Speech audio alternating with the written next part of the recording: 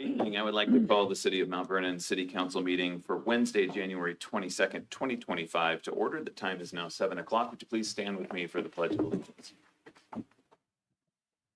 Pledge allegiance to the flag of the United States of America and to the republic for which it stands, one nation, under God, indivisible, with liberty and justice for all.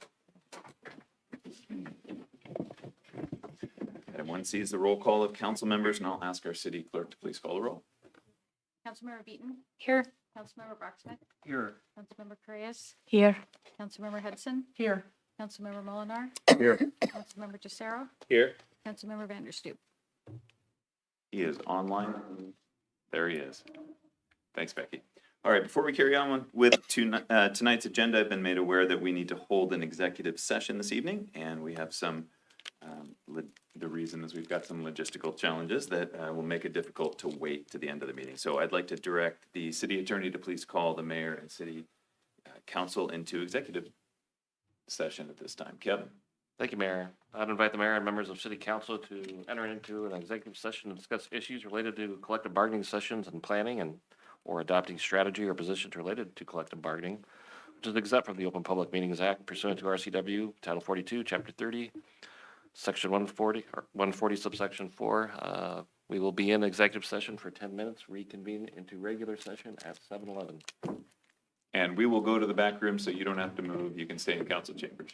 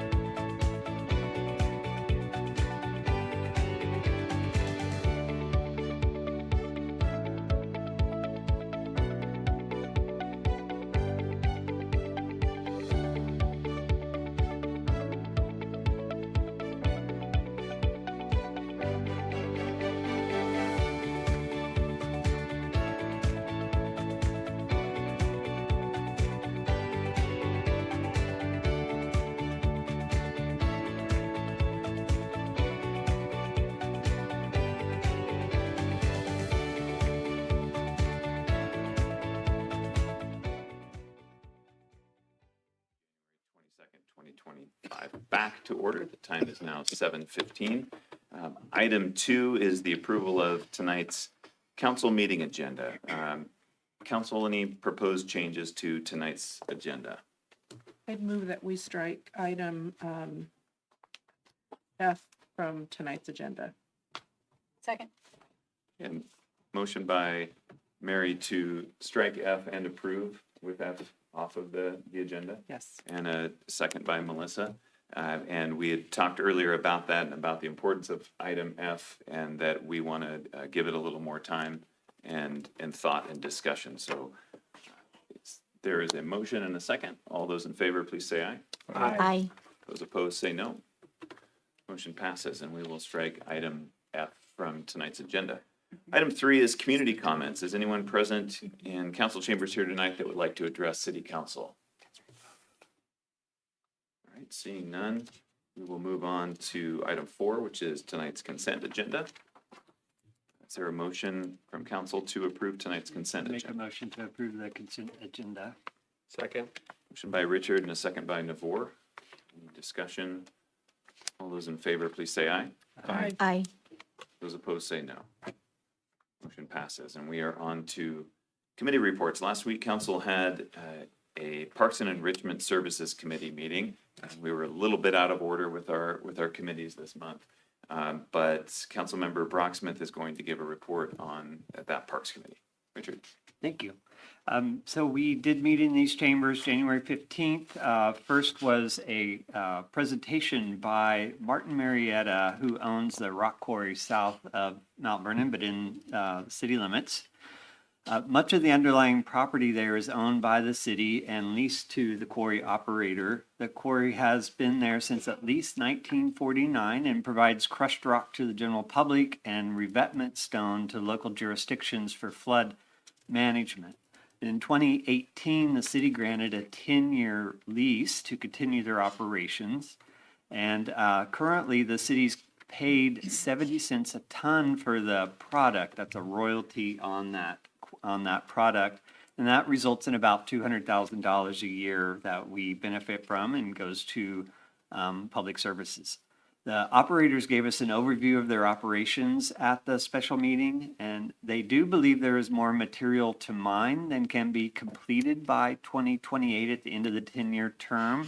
So they're likely to request a 5-year extension of their lease, which is their right in their contract. Once the mining operations have ceased, the operators are responsible for reclaiming the property, which will be returned to the city of Mount Vernon. The business also presented us with some options that they're looking at for how much material to mine and how much time it would take.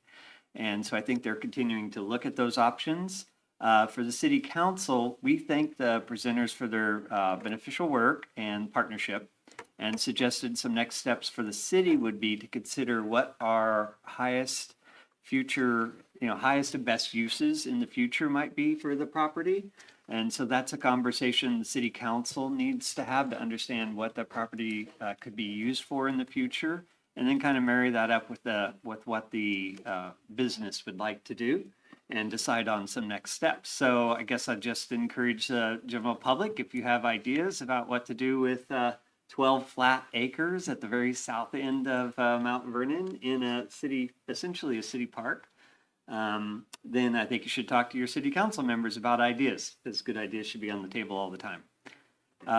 After that conversation, we had a presentation from Parks Director Jennifer Berner on cat colonies in the city of Mount Vernon, including one at Edgewater Park.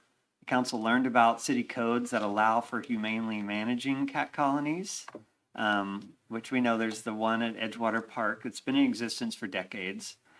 Parks Director Berner presented an action plan that included educating the public about the cat colony, particularly controlling feeding of the cats and any dumping of new cats.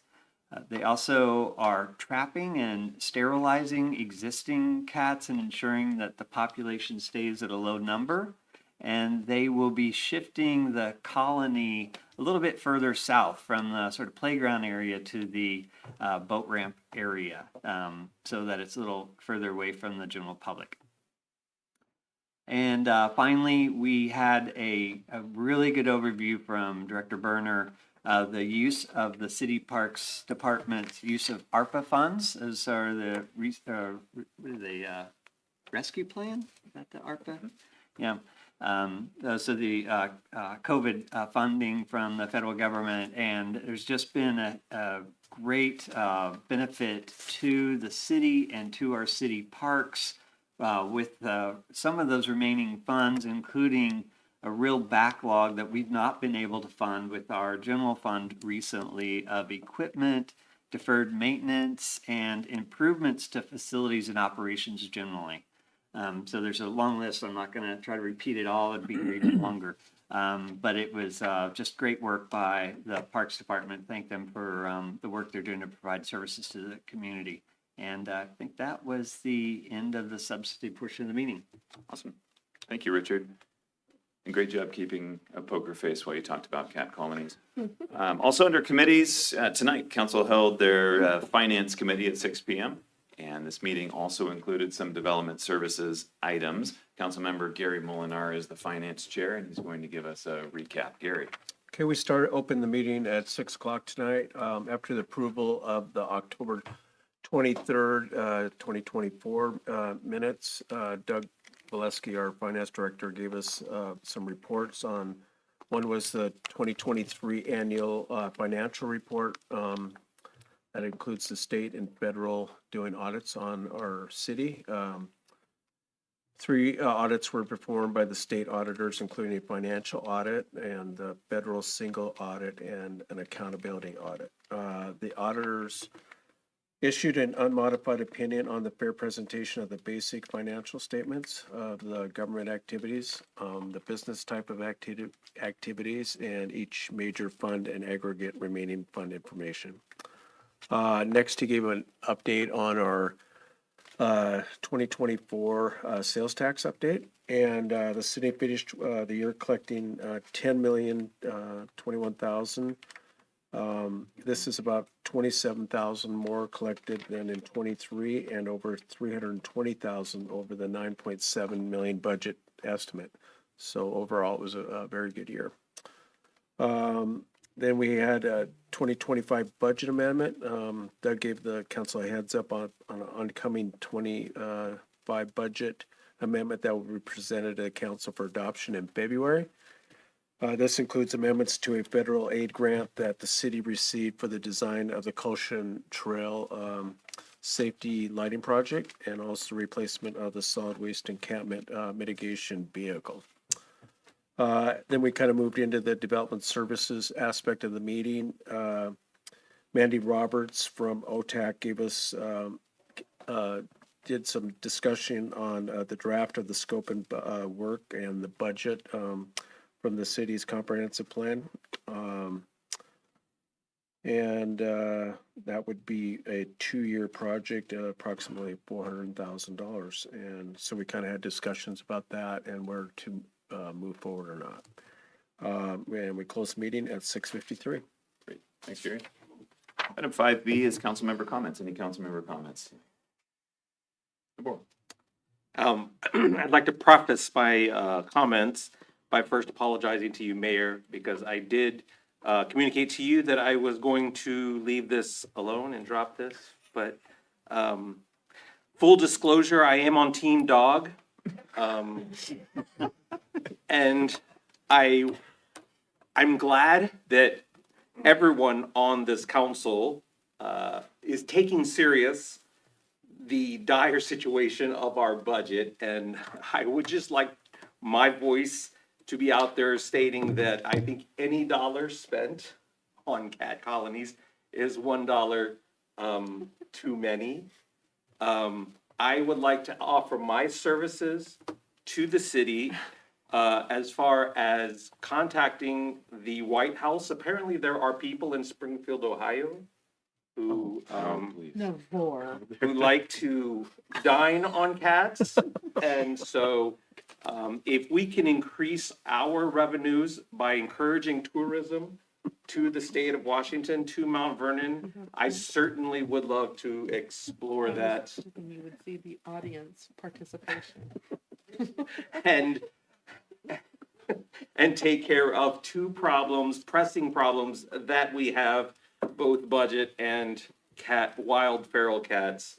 And so that is my opinion of our situation. I suppose I did ask when I opened it up for council member comments. Thank you, Councilmember Trocero. Any other council member comments? Oh, we have at least one cat lover up here. Drawing on my fine command of the English language. Nothing. I'd All just right. like to say I disagree. Oh, all right, on record. Item 5C is the mayor's report, my goodness. And I just have one slide tonight, one announcement. It is the 11th annual Illuminate Winter Walk, and this takes place on Friday, January 31st. And if you haven't been to this event, please put it on your calendar, and put it on your calendar before you look at the weather report, because it's January 31st and it's outside. But it's outside at night, and these are luminaries, and it is awesome. Join us for this free community event in downtown Mount Vernon, celebrating art, light, health, community, and the Skagit ecosystem. There will be live music, art, and a luminary procession. This beloved tradition lights up the Riverwalk Plaza as artists of all skill levels, and I mean all skill levels because I also have a luminary, will showcase an enchanting display of luminaries. We'll have performances by the Skagit Youth Symphony, LaVenture Marimba Band, Mount Vernon High School Folklorico dancers, and the Dreamers as well. The festivities kick off at 5 p.m. on the 31st with live music, dance, and community fun, culminating in the breathtaking luminary display at 6 o'clock. The new Library Commons parking garage will be open for the Illuminate event. The garage will be closing that night at 8:30, so we need to get our cars out of there before then. But we are extending the hours of the parking garage on that night. So questions, contact the Parks Department at 360-336-6215. And I mentioned the parking garage, and because I get asked so often about the parking garage and why the hours right now mirror the hours of the library. And what we are doing right now is waiting for some final checklist items, punch list items on the construction to-do list to be completed, so that the city can get a stamp of substantial approval, substantial completion for the library. When that happens, we will be able to open the parking garage, and it likely will be open long after most folks are out of downtown, maybe even a 24-hour, 7-day-a-week garage availability. So that's where we are right now. Don't ask me about timelines because I've been sharing timelines since September. But happy to talk with you offline on that one. Moving on to item D, committee agenda requests. Council, any committee agenda requests?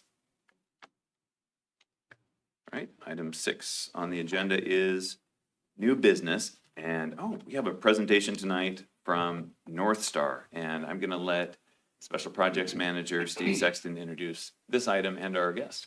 Yeah, thank you, Mayor. Good evening, Council.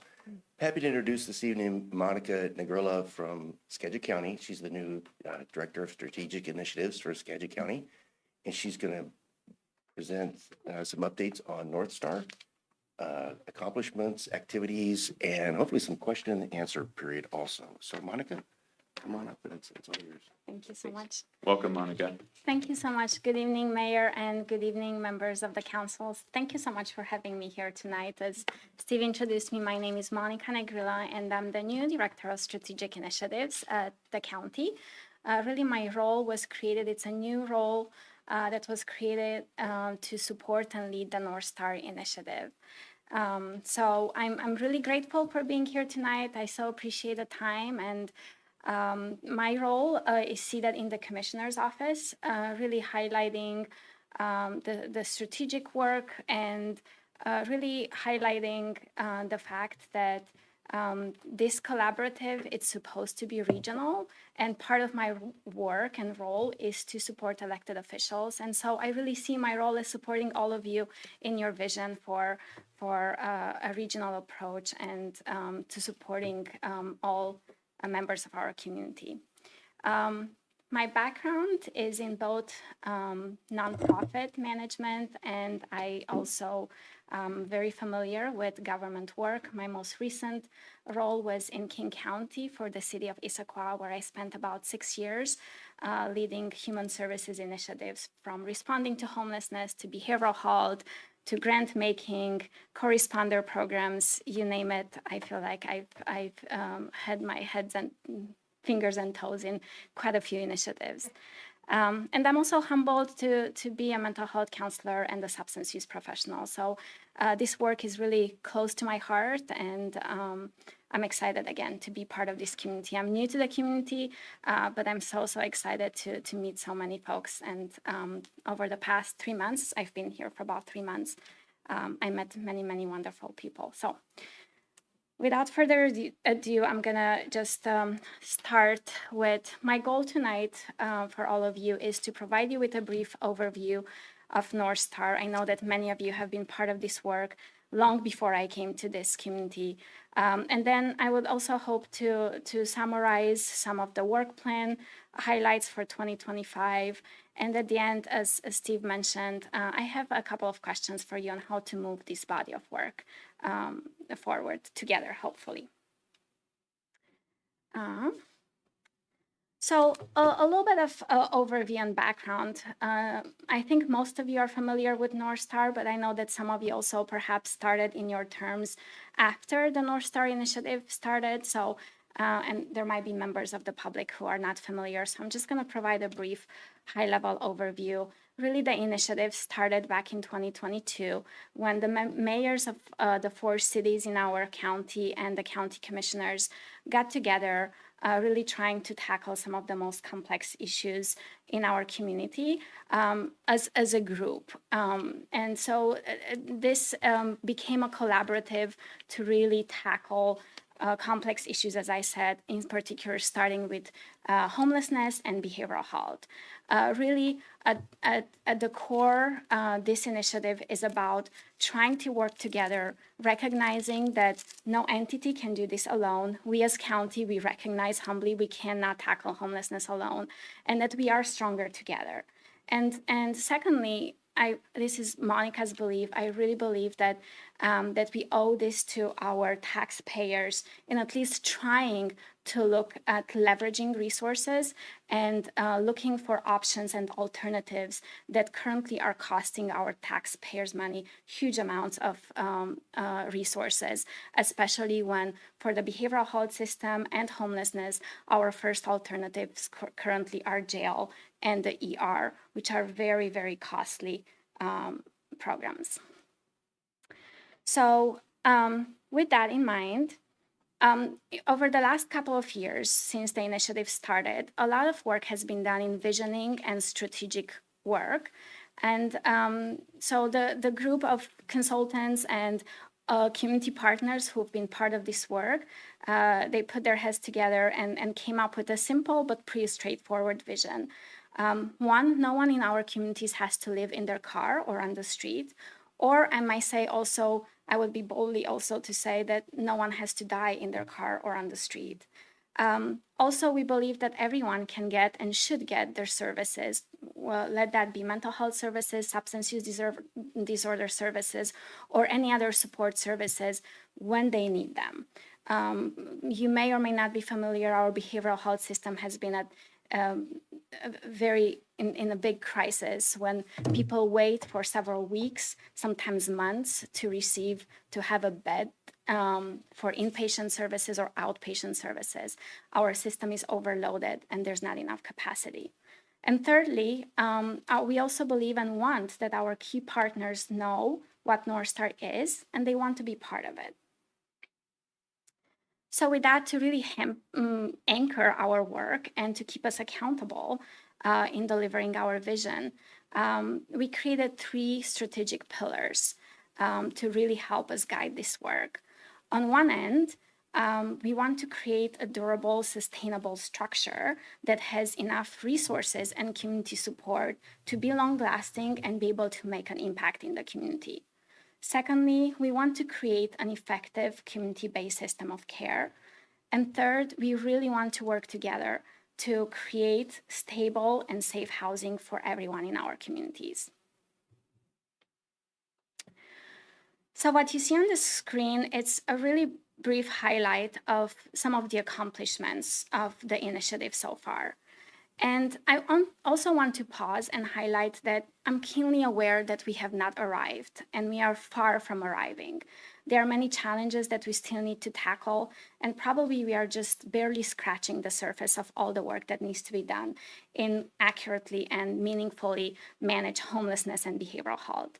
But I also want to give kudos to all of you who were part of this work over the last couple of years and were able to secure funding for the region, over $40 million, because of this collaborative, because of the work of all of your municipalities, council members, mayors, commissioners, law enforcement officers, courts, community partners, hospitals, state representatives. You're able to bring a lot of new resources in the community. Those want to support shelters, permanent housing.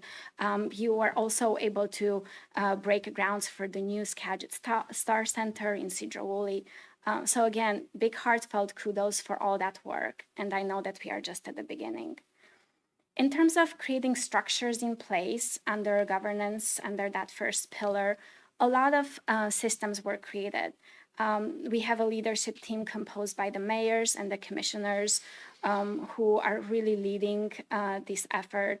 We also have an amazing advisory group. Thank you so much, Councilmember Hudson. I know that you're part of that, and it takes a lot of work and forward thinking.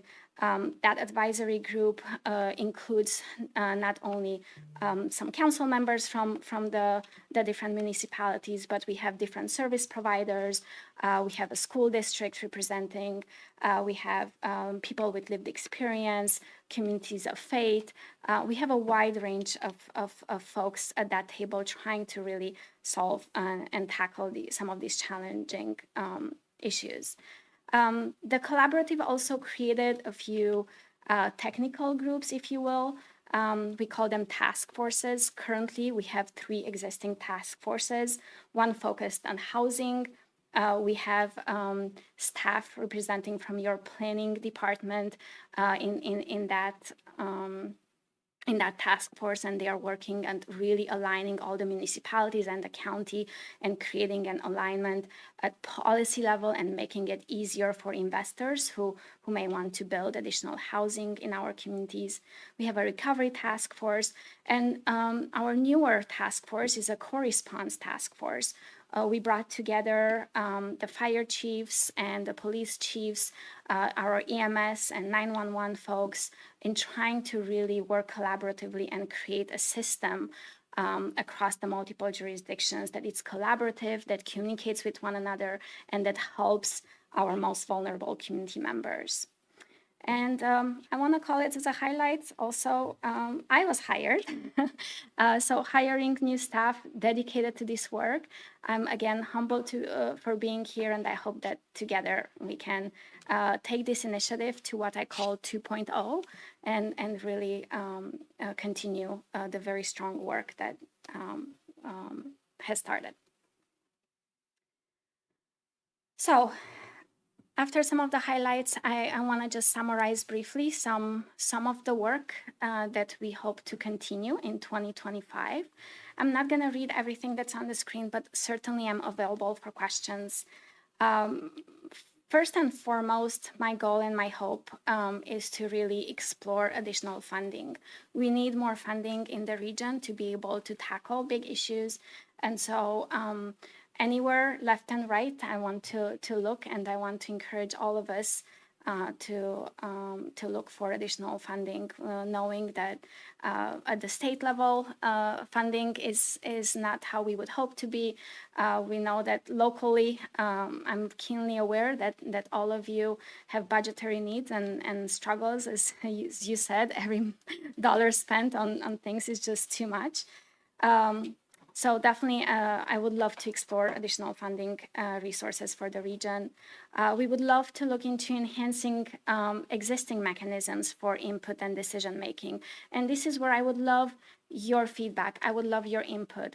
How can we make your voices be heard more? How can we have you part of this initiative? And what is your vision for the region? Would love to hear that. We would love to look into strengthening the collaboration with you as municipalities, between the county, among each of the municipalities. And really, I would love to expand our Northstar network. I am approached weekly by different community members, from businesses to other nonprofit providers, who want to be part of this initiative. They want to help. And so I think we ought to create a mechanism for those who want to be part of this initiative to do so. So that being said, this concludes my presentation. I'm available for questions, but I also have a couple of questions for you. So I humbly come to you and ask, how do you see the Northstar benefiting your community? And if you don't see that benefiting your community at this point, what can we do to get there? And how can we strengthen our coordination and collaboration between the county and your city? Thank you so much. Thank you, Monica. Normally I ask council for questions, but in this case, I will ask you council answers. How much are you looking to raise, or that would make it optimal? Well, that is a very good question. I don't have a specific goal for this year, because we know that we need millions and millions of dollars to invest in both homelessness, in the behavioral health system. But I think that is actually a good question that I think we should think about setting a goal, because if we don't have a specific goal, we just might be shooting in the dark. So thank you for bringing that up. I applaud Northstar, and I think it's great, the spirit of collaboration, and what I see as one of the benefits of collaboration is hopefully the alleviation of redundancy, that we can comprehensively look at this situation and problem and hopefully come to some sort of, like you're saying, collaboration amongst all of the different cities. In your experience, being down south, is there a community, city, municipality, county that you see as a model that has, because I would hope that one of our goals in this is to see fewer and fewer people need resources. And Exactly. we've seen in Seattle and King County, it's a runaway train for funding. And every year they're saying we need millions and millions more. Like, we would really like to see avoiding that type of runaway situation when it comes to having to raise millions and millions of dollars on into the future.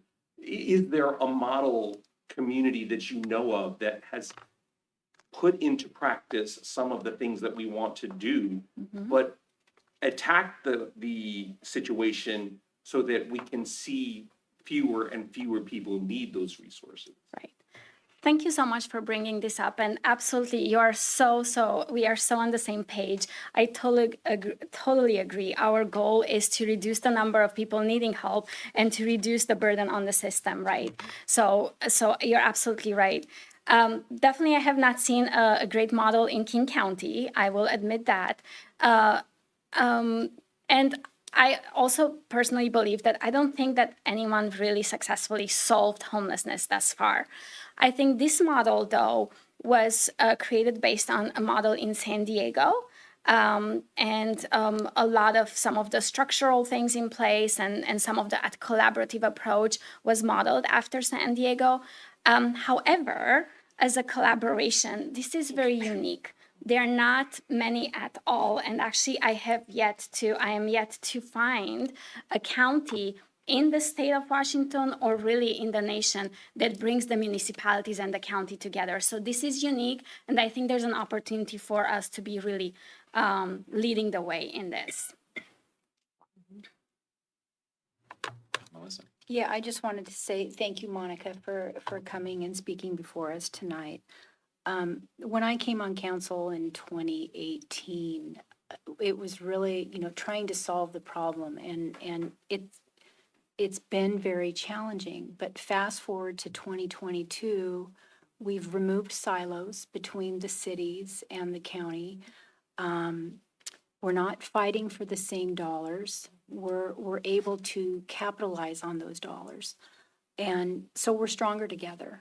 And I am all in on Northstar.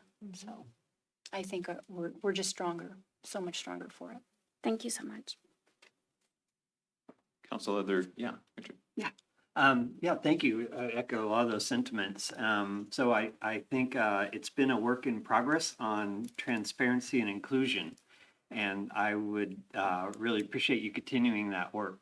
For instance, been on the website, looking for notes of meetings and seeing that that's just been significantly improved, that communication. And I got online and put my email address in to be subscribed, and it said I was already subscribed. So I went back to see how many emails I've gotten. Not many, let's say. So I think that's been something that's been improved, and I'm really excited that you're here. It's a great group, and the stretch goals are huge. So it will need all of us. So whatever I could do as an individual, and hopefully the council, here to help with that. Seeing a lot of progress. I think I don't have a specific question, but I'd like to follow up with.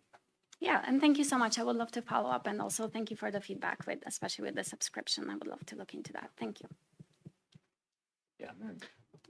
Monica, thank you for being here.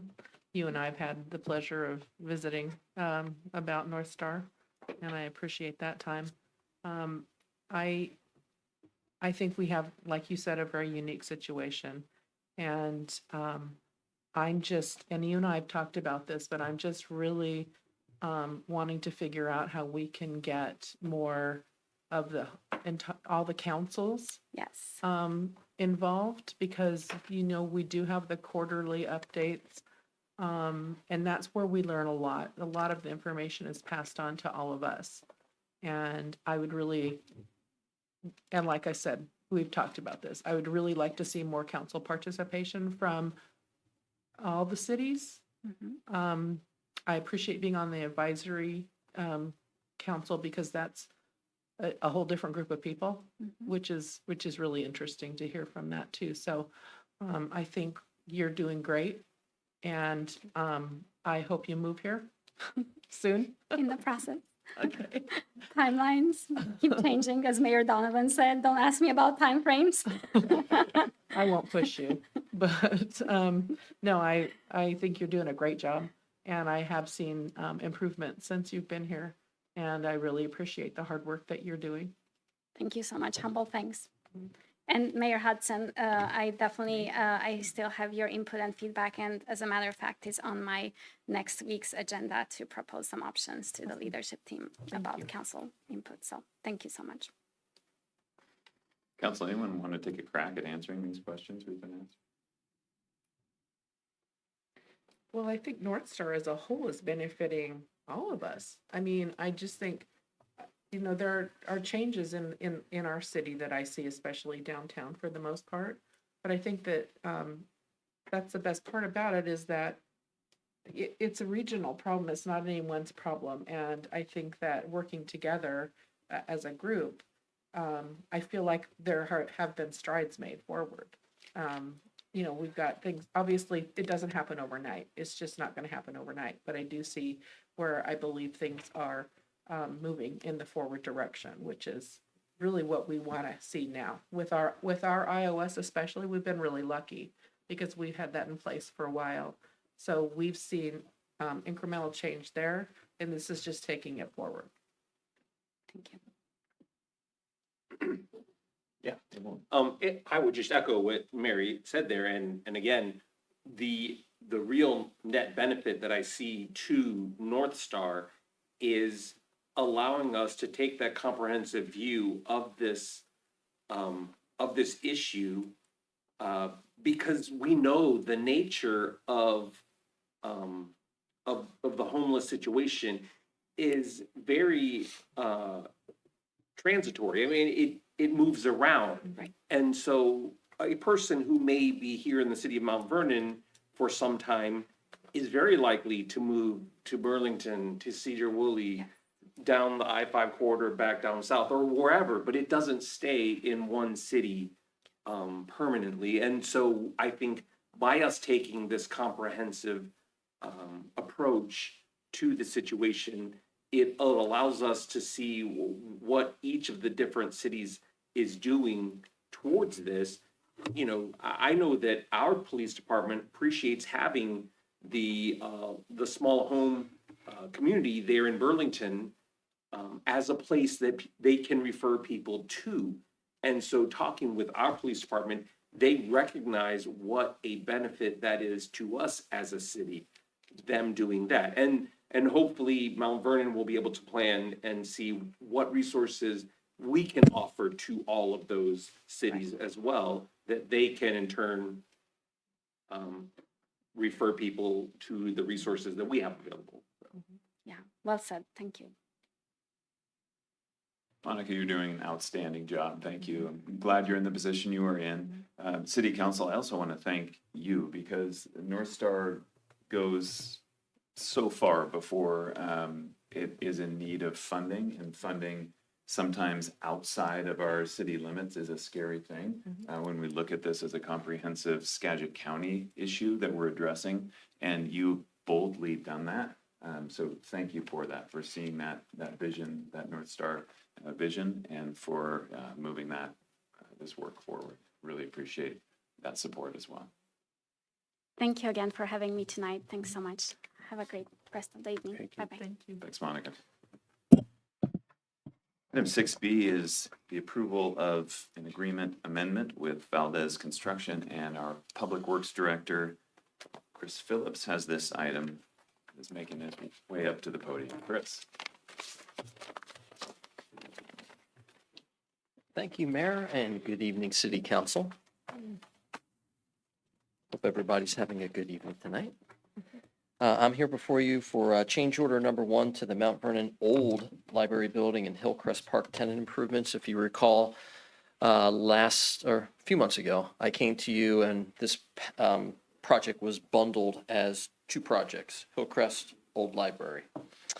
And because of the reduction in ARPA money that was afforded, we had to de-scope this particular project of the old library remodel and focus 100% on the Hillcrest Lodge. So that's just kind of teeing up what's happened in the past. City staff recommends City Council authorize the mayor to execute change order number 1 with Valdez Construction for the Mount Vernon Library for the Mount Vernon Parks and Hillcrest Recreation Building Improvements Project in reducing the contract amount to $159,323.38, which includes sales tax. If you recall, again, the original amount for this contract for both projects is $339,688.55. And finally, city staff again recommends to authorize the mayor to enter an agreement with the reduced amount of the $159,323.38, which includes sales tax. One other item I just want to put out here is the fact that if you think of Progressive Insurance and State Farm, the old bundle Ruski, okay, that's basically what we had done with this particular project. We pulled the old bundle Ruski and put 2 projects together. So if you think about it, you have one administrative type of fees or other fees that the contractor would be subjected to covering 2 projects.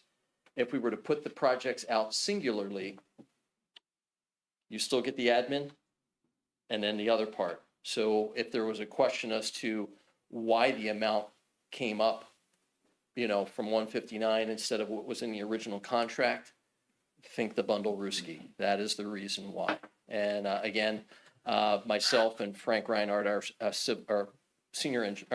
engineering manager, we had a conversation about this, and it was like, what was the percentage that we thought was going to come in? And it came in lower than what he thought that it was going to be because of those other intrinsic administrative costs that go along with projects of this sort. So with that, pending any of your questions. We had some savings going on for buying bulk, right? Yes, absolutely. Questions for Mr. Phillips? Or motion? Make a motion to authorize the mayor to execute change order number 1 with Valdez Construction in the, what is it, Bumbaluska? Bundle of The Ruski. bundle Ruski. You have to sing it. Bundle-a-rooski. Bundle-a-rooski, yes. All right. That's the motion, okay? How bundle-a-rooski do? A motion by Gary, a second by Navor. Are we quite finished with the commercial promotion?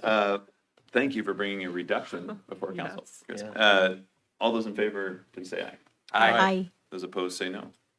Motion passes. Item C is the approval of an agreement with Skagit County, and Chris Phillips has this item too. Chris. Not as fun as the first one. So in this particular case, city staff recommends city council authorize the mayor to enter into an interlocal agreement with Skagit County for digital imagery services. This is a process that we've done for a few years. I was standing before you a few years ago as Development Services Director when GIS worked for me down in that particular department. It's a 2-year contract. It's not to exceed $20,000 within that biennium. And we've, again, partnered with them for over 10 years. So just in a new hat that GIS now works in the Public Works Department. These products that we work with Skagit County for digital imagery services are integral to our GIS products that we provide. And other municipalities within the county do the same thing. Again, it's just a cost savings, much like the Northstar program, if we can bundle our things together. Oh, another bundle Ruski. But anyway, that was the idea here. Yes, okay, Councilmember Hudson, I'll cut that off. Somehow managed to get it in. Yeah. Questions for Chris? I will move that we authorize the mayor to enter into an interlocal agreement with Skagit County for digital imagery services. Second. Motion by Mary, second by Navor. Discussion. All those in favor say aye. Aye. Those opposed say no. And it passes. Thank you, Chris. All right, thank you. Item D is the approval of an agreement with King Technologies, and Frank Reinhardt is here for this item. Hello, Frank. Can I get bundle-a-rooski? Good evening, Mayor, City Council. I guarantee to you I will spare you any insurance metaphors. Perfect. Welcome. This is a follow-up to a contract amendment 1 that I brought to City Council in December. This relates to our ADA transition plan update. This was a contract that was originally entered into with King Technologies back in October of 2023. It moved forward to a certain extent in early 2024, and then it stopped for a certain period of time, at least until I got here. And then once I got here, I started it up again, then had to stop it again as I worked on other projects. So as a direct consequence of that, this project got delayed much longer than it was normally anticipated. The previous contract amendment brought to you changed the expiration date, if you recall, from December of last year to December of this year. This is to clean up the budget side of that contract so that we can move forward. In this action that I'm recommending for council consideration this evening, staff recommends to amend the professional services agreement with King Technologies to increase contract compensation for that transition plan update to incorporate the 2025 consultant labor billing rates and additional project administration labor to support that duration increase. So there's 2 things happening here, and I want to be very clear and transparent about what is occurring here and what is not occurring here. And that is included in your packet is what's called Exhibit C. This Exhibit C will replace the Exhibit B that was part of the agreement in the 2023. I present both of those because I want to emphasize that aside from adding a certain number of hours per month just for King Technologies to maintain the contract through 2025, none of the hours in any of the tasks have changed. We're not changing any of the scope. However, what very often happens with A&E consultants is their rates tend to increase by about, on an average, 3% per year. And normally that's not much of a problem if we can sign a contract and we move that project forward. However, when a project gets delayed a couple years, that 3% per annum starts adding up a bit. And in this particular case, that is the change that you're seeing represented in Exhibit C, is the increase in the hourly billing rate for that consultant, 3% per annum for 2 years. So it's taking it from the 2023 rates that were used in the original contract to their 2025 rates today. And that 3% that I'm giving to you is the typical one. It's not excessive. That was one of the initial questions that I had for King Technologies, is how much are we actually talking about here? And 3% is the norm that we tend to see here. So that is what then adds up to the total change in the contract amount to a not to exceed amount of $58,800. And I'll entertain any questions that you might have. Questions for Frank? On Exhibit C, it's the project management services. Yes. So city council meetings, what is that about? Pardon that? What is the city council, like 1.3? It was saying that in this was 6,360. So over the course of this update, we are going to have to deliver a number of presentations to you. And whether those presentations are led by me or I have the consultant present for them, there's a certain amount of prep work that is going to need to go into that. That was part of the original scope of the contract, and that's what you see represented there, is the support to be able to prepare what we are going to present to you over the course of 2025. Got it. Thank you. Other questions? I'll make a motion that council authorize the mayor to execute the contract amendment with King Technologies. Second. Motion by Melissa and a second by Gary. Any discussion? Those in favor say aye. Aye. Those opposed say no. The motion passes. Thanks for getting us back on track, Frank. Thank you very much for your time. Item E is the approval of an agreement with Mountain Law, and Special Projects Manager Steve Sexton will present this item. Steve? Thank you, Mayor. Evening, Council, again. What you have before you is an interim agreement for Indigent Defense Services. And I have some background here. I'd like to just go ahead and provide that background for everybody so we're all on the same page with it. And the history is that since 2013, the cities of Burlington and Mount Vernon have contracted with Mountain Law to provide public defense services. Our most recent contract with Mountain Law was signed in 2023. And what transpired last fall was that Mountain Law notified the two cities of Burlington and Mount Vernon that they could no longer provide services as outlined in that 2023 agreement.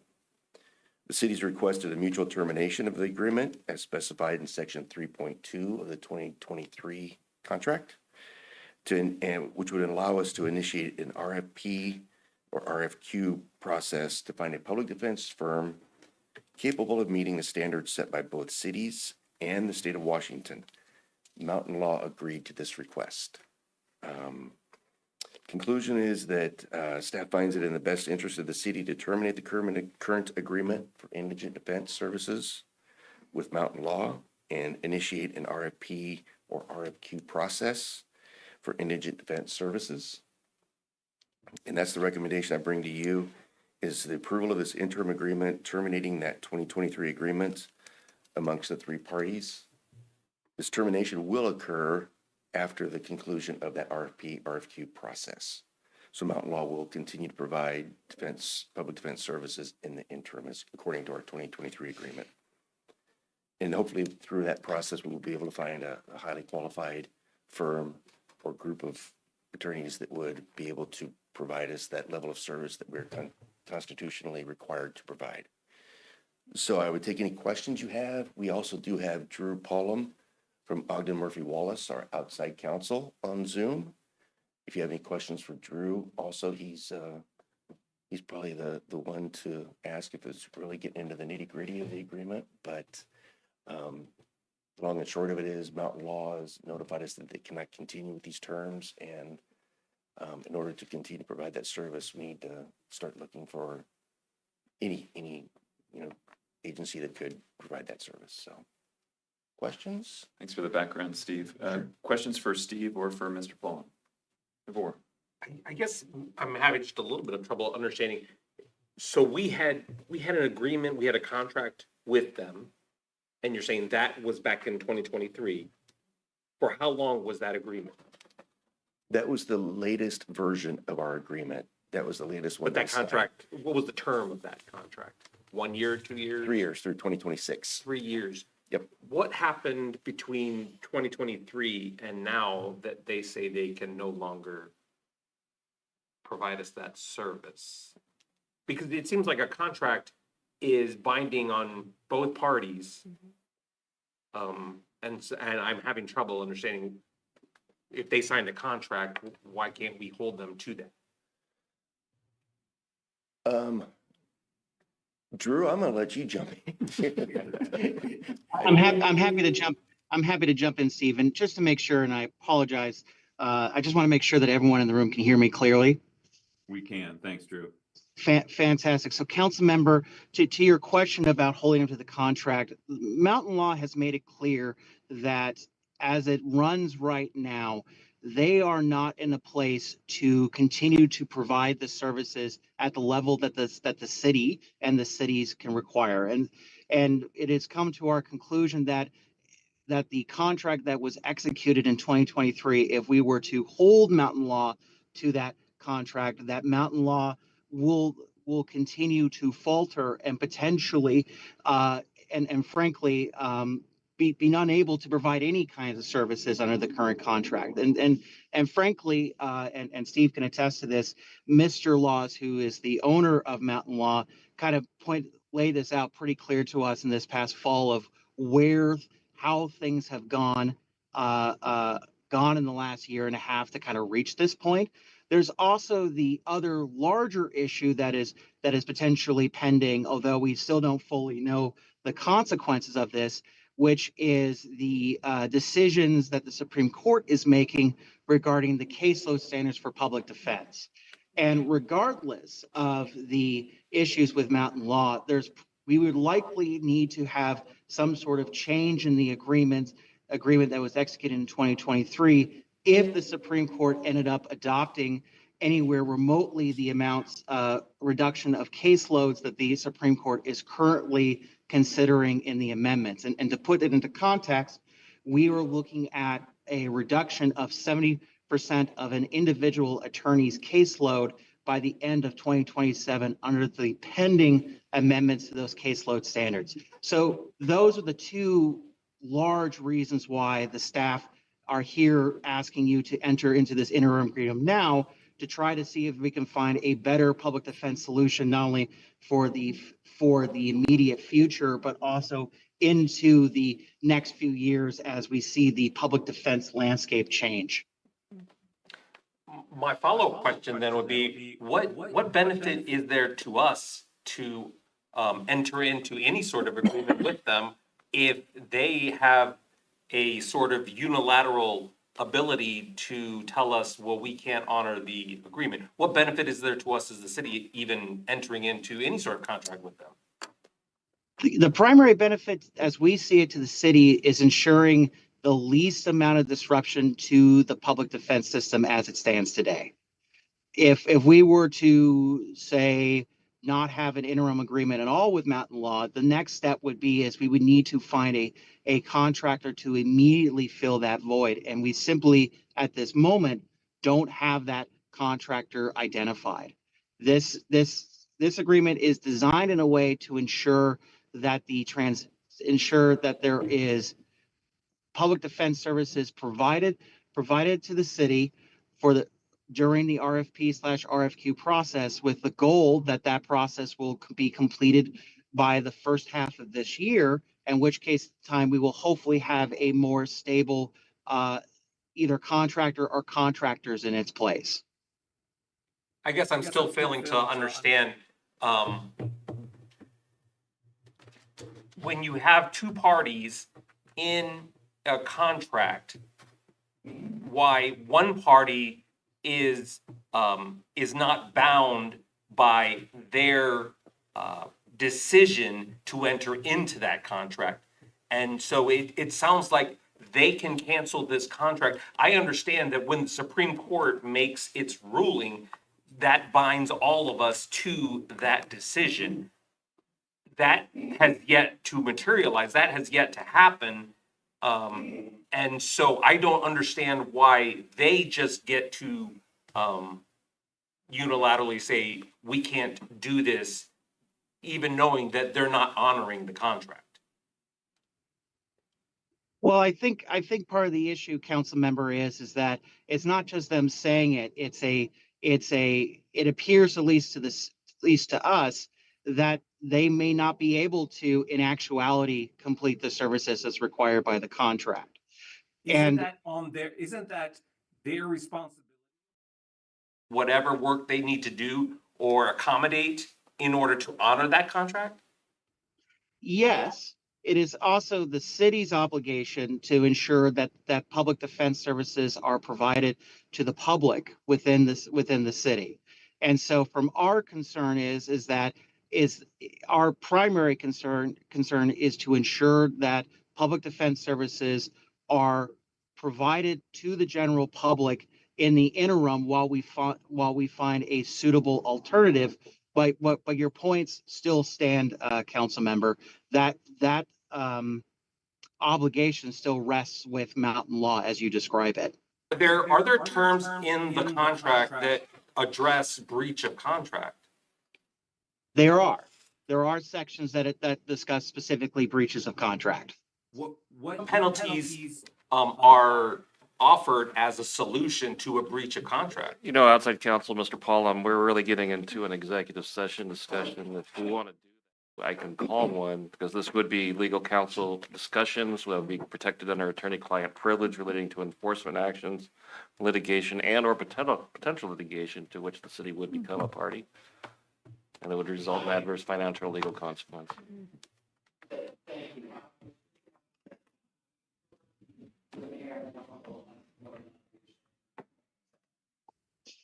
Council, would you like to discuss this? No?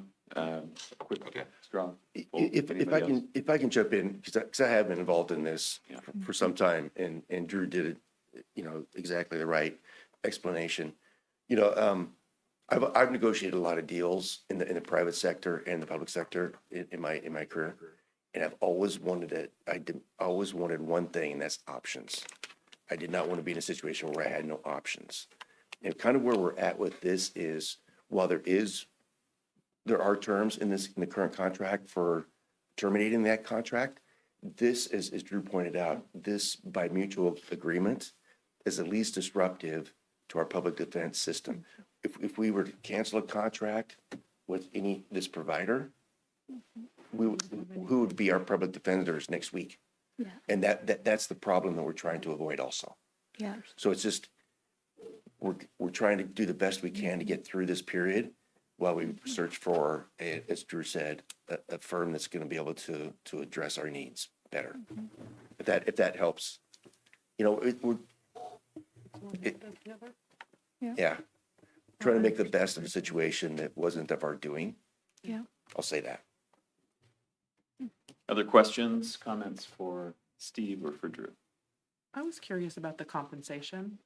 I read it where, what it says we're paying them every month. Is that the same as what we're paying them now, or is it less? Okay, thank you. I guess my question would just be to validate that we have a strong contract management and performance system in place, and everyone who's indigent who needs services is getting services, and we'll continue to make that so over the next 6 months while we go through the RFP process. And you provide some assurance to that staff's on that regularly. Yeah, absolutely. And in conversations with the judges also and other parties to make sure that we are maintaining that standard. Yeah. Thank you. Thanks for the question. Listen, I have no desire to be in Judge Lasnik's courtroom ever again. It was good enough. when I did it. Neither do we. Yeah, exactly, right. Questions, comments? All right, motion. I would like to move the motion to be approved because we do really need those services in the community. This is a great service we provide to those when they are not able to afford to pay a lawyer, and they will be well represented in any case. Second. Motion by Yudis and a second by Richard. Any more discussion on this one? All those in favor, please say aye. I Those opposed, say no. No. And the motion passes. Thank you, Drew. Thank you, Steve. Item F was removed from the agenda tonight, so that is the end of our new business. And item 7, we have already had our executive session. So with that, we will adjourn the City of Mount Vernon City Council meeting for Wednesday, January 22nd, 2025 at 8:15 p.m.